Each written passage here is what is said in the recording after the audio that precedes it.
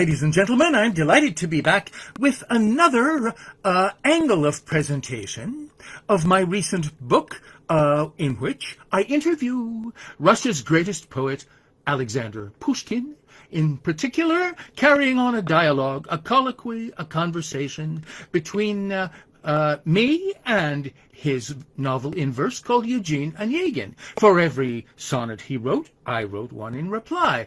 This is, by the way, here's the book. You can see the portraits of me and Pushkin. It's one in a series of interview books. I seem to have invented this genre. One of the earliest was this one, Shakespeare, in which you see me and Shakespeare lined up here. Basically, I took his 154 sonnets and wrote Shakespearean sonnet replies to them. And then another good example is Rilke's Art of Metrical Melody. Here I have translated from Rainer Maria Rilke his poems book 1 and book 2 from 1908 and 9. So you see, I interviewed Shakespeare. I interviewed Rilke. Why not now interview Pushkin? Now, I'll give you a sample of how I feel, but what I'm going to do tonight that I didn't do last time was devoted to presenting some sample conversations between Pushkin and me, his novel in sonnets and my sonnet replies. I gave about 12 or 15 of those. But tonight I want to show you something very special about this edition. This particular interview, I have interpolated a lot of translations that I've made of my very favorite Pushkin original short lyrics. And what put me in the mood for that was the recollection of what fun I had doing the same sort of thing in collaboration with William Shakespeare. So, here we go. I wrote a little thing called Collocutor's Preface. I'm the collocutor, not just the translator, but the conversationalist, the interviewer. Akhmatova, Sinyavsky, and some others have discovered ways to grant to Pushkin tributes grand while proffering critique and praise. I have a new technique at hand that answers to my least command. My instrument in English plays the poet's tune. A second phase I'll add. Implicit ampersand will link his thought to mine. I'll phrase a quick reply, a question raise, add comment rich in spice or bland, with sonnets fill my nights and days, admonish, solace, and amaze. You'll notice the tempo is rather rapid here, a little faster than Shakespeare. He wrote in iambic pentameter, and 1 and 2 and 3 and 4 and 5. Pushkin writes in 4 beats, and 1 and 2 and 3 and 4. Okay, so, through time I've been a traveler. In class with Will at Stratford High, my lyrics were the harbinger of this Onegin. He and I would sonnets trade, while slower lads their Latin would construe. What glads my heart, remembering again, is when we both were grown-up men, his sonnets, 154, occasion lent for long review of what I've learned in friendship. Who would not respond? An open door. I took each lyric he had writ, and wrote a rich reply to it. Friend Will, you helped me quite a bit. With Alexander, I'll indite a similar reply book, fit for those who liked what then I'd write. Of course I'll need to render first what Alexander sweetly versed, but after that I'm on my own, a quirky person having grown in 70 years and double 7. Whatever thought I entertain will Hades lift to heaven gain, for loving levity may leaven whatever Alex lends to me, and lighten up sobriety. In prefatory sonnet 4, from heady Shakespeare, let me turn to you, dear Alexander. More than all I've yet achieved, I yearn to sing in my duets with you. Plaint, pastoral or a hallelujah, a memoir, narrative, or hymn, or whatsoever else with vim you may propose, and I accept. Our rhythm and our rhymes let free affection gather avidly. Well guided are the sonnet prepped, and offered to the reader of today a taste of what we love. Now, I borrowed the mood of that from Pushkin's own writing. He's very often, I think he's a guy who, like me, may have happy brain chemicals. I don't suffer from mood swings or bipolar syndrome, but maybe he's more like that, because a lot of his writings are sad. I won't appropriate him too much into a mentality when biographically speaking. I will let the poems speak for themselves. Now here's one, though, that is very sunny in its mood, all about the delights of getting up on a winter morning. And it's called appropriately, Winter Morning. The frost, the sun, a day disarming, yet still you doze, companion charming. It's time that you awoke, my dear, eyes open to the morning aura. Let's hail the northerly aurora. You as the northern star appear.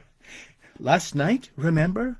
Maelstrom swirling, in troubled sky the haze a-whirling, the moon a pallid patch, not bright, mid darkened clouds a yellow shining, while you sat melancholy, pining.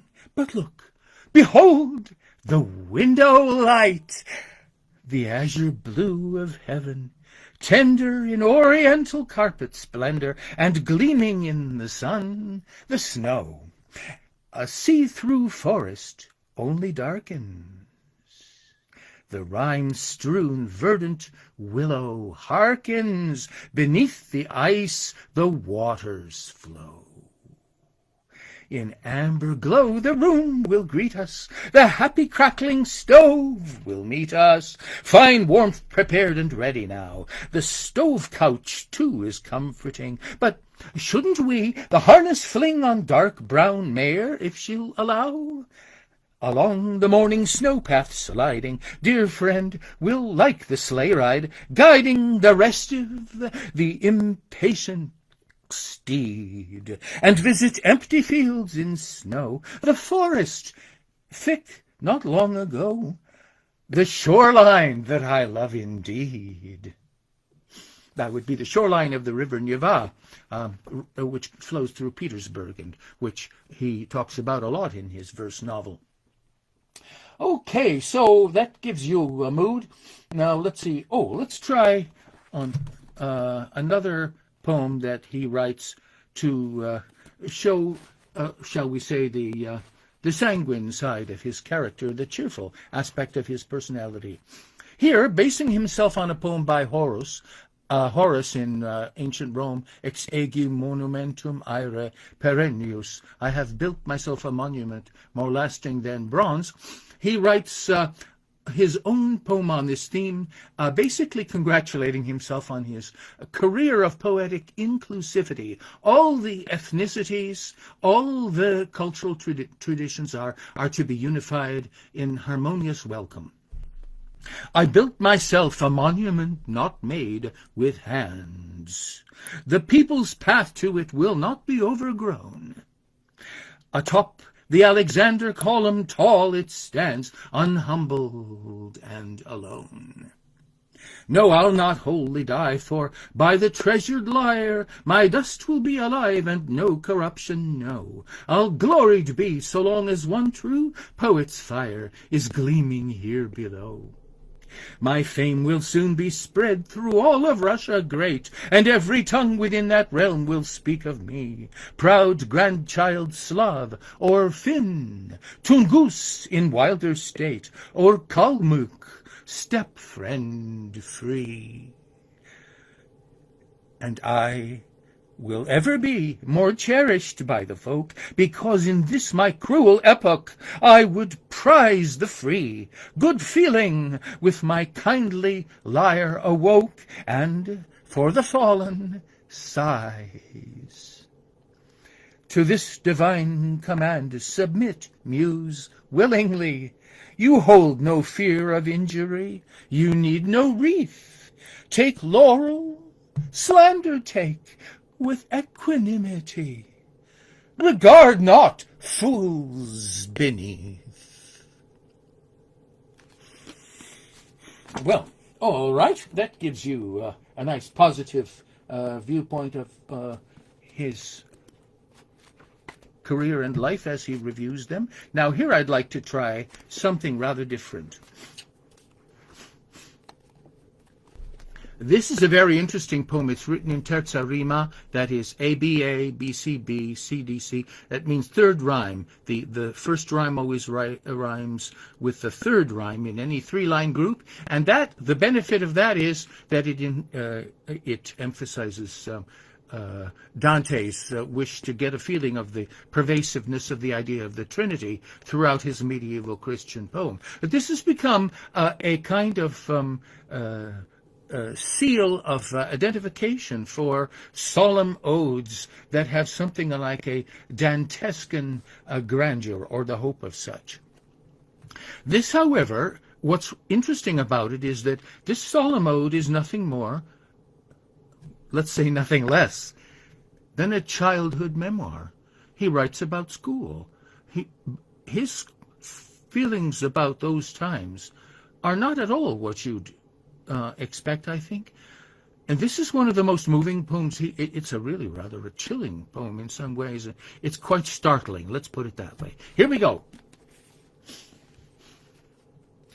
Earliest memories return to me. So many carefree children in the school. We were a rough, unruly family.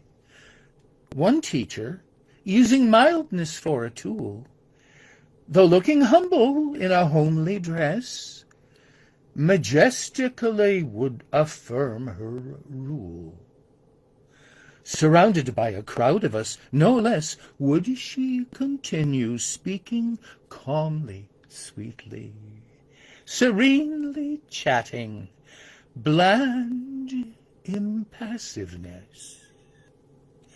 Yet I can see her head shawl, knotted neatly, her clear and pure blue eyes more bright than sky. But from her talk I'd turn away discreetly. I found that I was irritated by the brow austere, the tranquil lips and glance, and most of all, the holy talk so high. To wish away the calm of countenance, I'd stubbornly distort her every saying, evading all the plain significance, and often, stealthily, attempted straying within the nearby garden's glory gloom, beneath its arch of porphyry delaying. The coolness of the shadows gave me room to roam within my dream, so comforting, so deep the pleasure, thoughts began to bloom. I liked still waters, leafy whispering, the pallid idols in the greening shade, immobile thought, each face emboldening.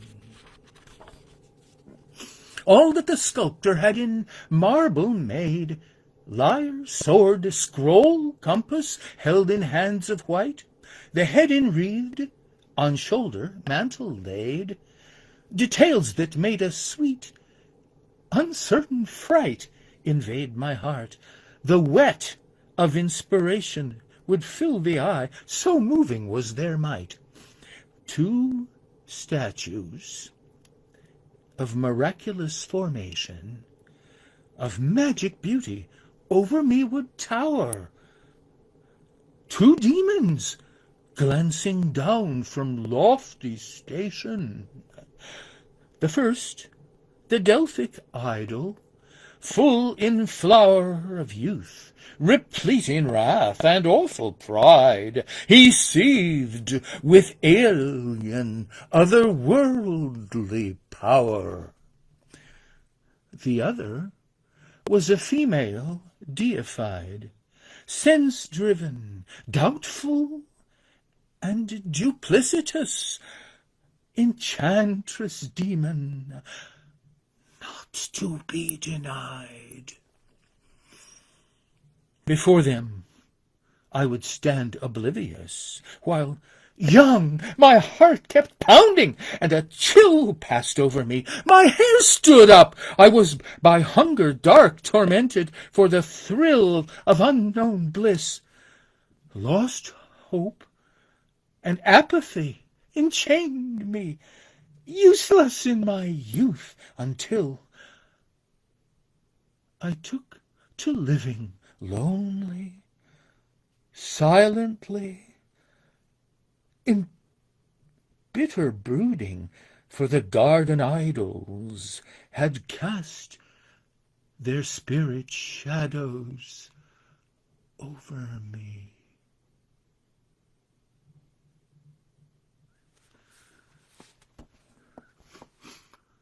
I remember at a class, I was taking a master's degree in Russian at Harvard, and I remember the professor distributed this poem to us on the first day of class without comment and asked us, except to ask us to read it. And then we had quite a discussion. However, I'm not going to talk further about it. My idea is to present to you Pushkin, not me. So let's try one of his other quite extraordinary talents. Ballad writing, story poems, nice and short, and singable, like the ballads you perhaps used to sing, Barbary Ellen or John Henry. Once there lived a simple knight.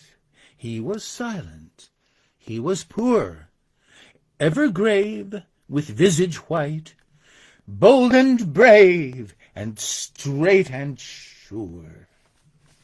He maintained a single vision, unattainable by thought. Gravely had that sole decision in his heart an image wrought. Near a cross, when once he'd been to Geneva travelling, Mary Virgin had he seen, mother pure of Christ the King. Ever after, spirit burning, he declined to cast a glance at a living woman. Yearning never turned his countenance. To the knightly visor never from his face would he remove. Rosary would be forever single emblem of his love. Not the Father, not the Son, nor the Holy Ghost would he favor with his thanks. He won fame for singularity. All night long he venerated Theodule, her icon pure, gazing sorrowfully, fated tearful dolour to endure. Piously to her he kneeled, faith and charity imbibed, Mater Dei Ave he on a shield in blood inscribed. Should his fellow paladin on the plains of Palestine seek a sacred fame to win, shouting names of ladies fine, Light of heaven, holy rose, cried the knight with soul aflame, fright into the heart of foes entered whom none else might tame. Lonely to his home returned, he would rest, and there abide silent, while a sorrow burned. Then, yet unabsolved, he died. While the paladin was dying, came the evil spirit fell, planning craftily and trying hard to hale his soul to hell. He had slighted heaven's king, neither fasted nor confessed, and his way of following Mary, how could that be blessed? Yet Our Lady, free of sin, interceded for her son. She would let her paladin to the happy kingdom come.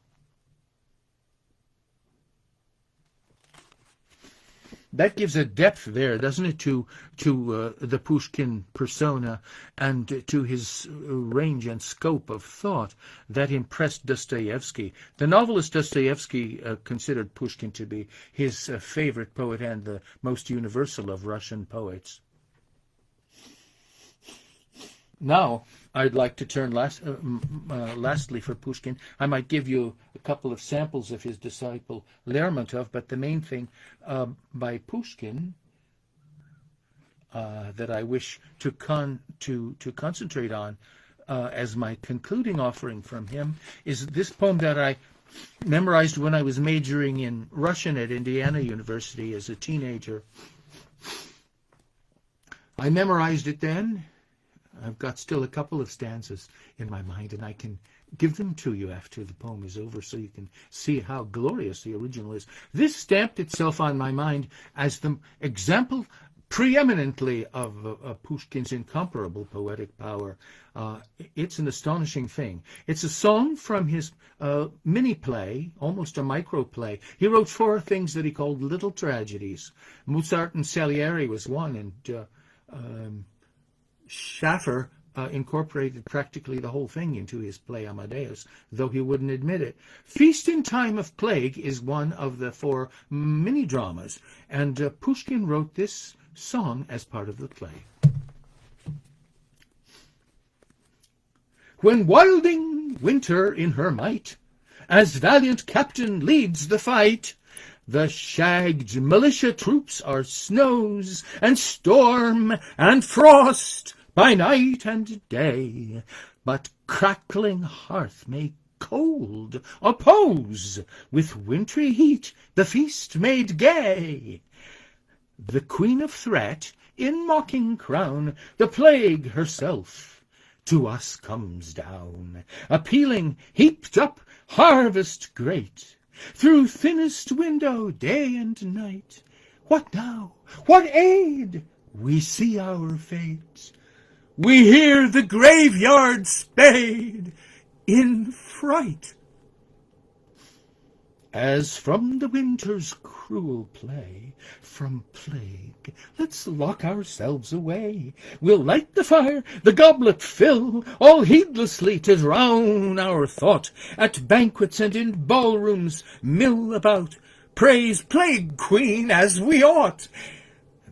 There is a drunkenness in fight, in prospect of the pit of night, in seething waves of ocean main, in stormy waters darkness vague, in crazed Arabian hurricane, and in the breathing of the plague. Whatever menace threatens death will hold for mortal heart and breath delights we never can explain. A pledge, perhaps, of deathless life? And happy he who'll brave the pain to find and know them in that strife. And so to you, O plague, all praise! We fearless face the end of days. Hear unappalled your call of death. We foam the goblets up, they're filled. Drink friendly of the rose-made breath that well may be with plague instilled.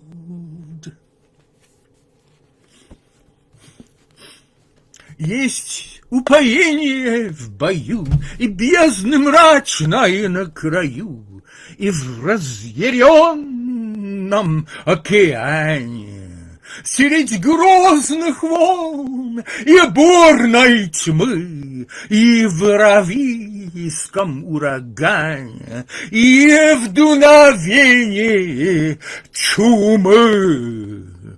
Итак, хвала тебе, чума. Нам не страшна могила и тьма, нас не смутит твое призвание. Бокалы пеним дружно мы, и девы розы пьем дыхание, быть может, полное чумы.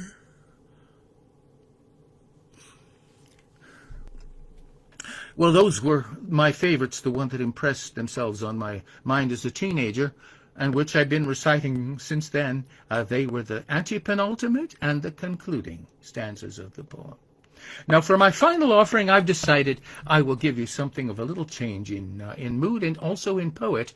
I'd like very much, this is my happy brain chemicals, I like to end, I won't say on an upbeat. You can't end a piece on an upbeat, because then it wouldn't be an upbeat anymore. People use that word very irresponsibly.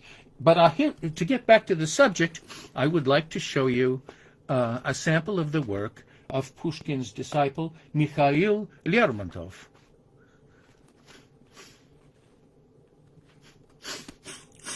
This is apropos of a performance in Onegin where a young woman, perhaps trying to make a nice impression on a possible suitor for her hand in marriage, is performing a song about a mermaid.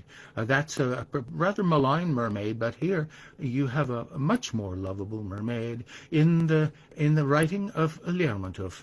He writes a poem called Mermaid, and then there's a poet 100 years later named Balmont, another favorite of mine, and he writes a reply poem on the mermaid, and then I'll briefly comment on them in a short concluding verse. Here we go. A mermaid. She glides on the moonlighted stream of the river, wide bright as a dream, and the splash of her swimming, the sky-reaching spray, will reflect every silvery ray. Loud sounding and whirling, the current will stir all the cloud forms in mirroring whir. As the mermaiden sings, craggy cliffs on the shore make the melody echo the more. The mermaid is singing, the water deeps hold, amid fast fleeting glimmering gold of daylight not gone, fish in numbers untold over cities of crystalline cold. And there, pillowed gently on sand jewel bright, under shade of thick reeds of vast height, lies a warrior sleeping. The jealous waves pray, a lord from a land far away. We love to comb out in the calm of the night cool curls smoother than silk, and the sight of that brow and those lips lovely, comely to kiss. Oh, the blessing, the heavenly bliss. But to all of our loving, I cannot tell why he, so cold, will decline to reply. Not a word, he is still. When he slept on my breast, not a whisper, no breath broke his rest. So murmurs the maid by the bright shining stream. Unappeasable sorrow would seem to bewilder the waves while the currents bestir all the cloud forms in mirroring whir.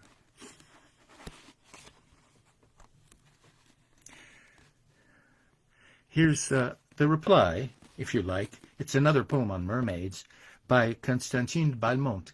Balmont, it's a lot shorter, and it's a different mood entirely. Well then, catch if you can. Freely take, and with ease. You're unique among humans. You know how to please. Till you finally came, I was freezing and pale. From the deep and the quiet, the shade do I hail. Slower, slower. The moon's getting warmer tonight. Young and growing, you see? 'Tis enkindled with light, with a waft of blue mist. Well then, kiss, are you mine?